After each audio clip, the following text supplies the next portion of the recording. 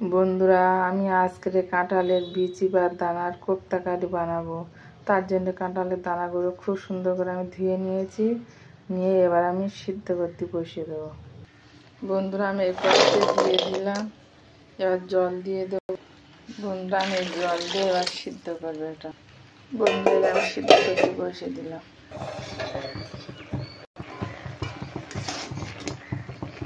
বন্ধুরা, আমার এটা সিদ্ধ হয়ে গেছে।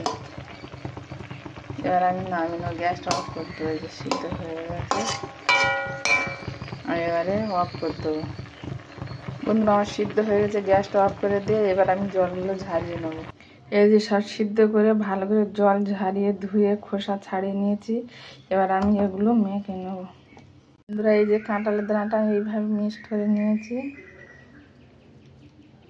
আর এর মধ্যে আমি এই যে 1 চামচ চালের গুঁড়ো দিয়ে দিলাম, এই যে লঙ্কার গুঁড়ো, এই যে মরিচ গুঁড়ো, পরিমাণ মতো লবণ আর হলুদ, আর এই যে আদা রসুন বাটা, আর তার সঙ্গে একটা ডিম দিয়ে দিলাম।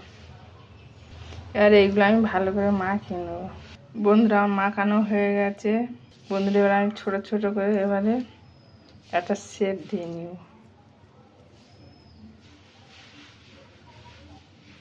আমি এরকম করে সব শেপ দিয়ে নেব। এই দেখুন বন্ধুরা, আমি সব তৈরি করে নিয়েছি। আর দেখতে কেমন হয়েছে দেখুন, খেতে এরকম সুন্দর লাগে। আপনারা এইভাবে তেলে ফেলে ভেজে ভাতের সঙ্গে এমনিও খেতে পারে, আবার তরকারি করেও খেতে পারে।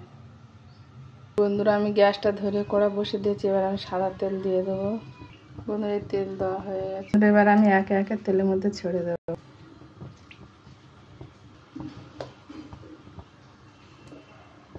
বন্ধুরা, আমার 1 পিঠ হয়ে গেছে, আর 1 পিঠ আমি উল্টে দেবো।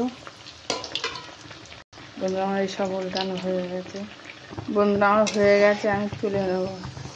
এই যেরকম লাল লাল করে ভেজে আমি সব তুলে নেব। এই যে বন্ধুরা, সব একইভাবে আমি ভেজে সব তুলে নিয়েছি। এই তেলের মধ্যে জিরে দিয়ে দিলাম, তারপরে পেঁয়াজ কাটা দিয়ে দিলাম, তারপরে লঙ্কা দিয়ে দিলাম। এবার এই টমেটো আমি গ্রেট করে রেখেছিলাম দিয়ে দেবো। এবার আমি আদা রসুন বাটাটা দিয়ে দেবো।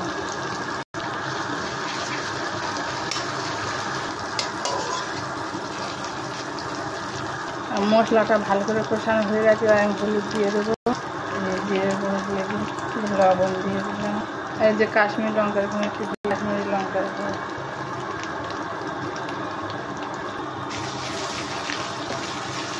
আর মশলাগুলো খুব ভালো করে কষানো হয়ে গেছে। এবার আমি জল দিয়ে দেবো।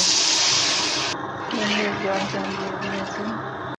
বন্ধুরা, আমার ঝোলটা ফুটে গেছে। এবার আমি সব ছেড়ে দেবো। এই যে এগুলো সব আমি দিয়ে দেবো ঝোলের মধ্যে।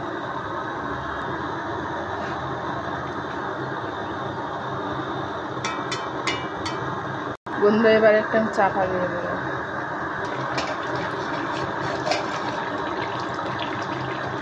কত সুন্দর হয়েছে দেখতে।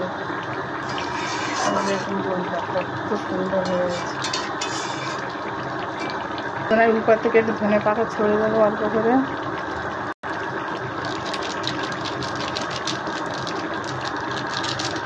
বন্ধুরা, গরম মশলা একটু ছড়িয়ে। বন্ধুরা, এটা আমার হয়ে গেছে। এবার আমি গ্যাসটা অফ করে দেবো। গ্যাস অফ করে দিলাম। এই দেখুন বন্ধুরা, অন্য পাত্রে ঢেলে নিয়েছি। এই দেখুন কত লোভনীয় হয়েছে।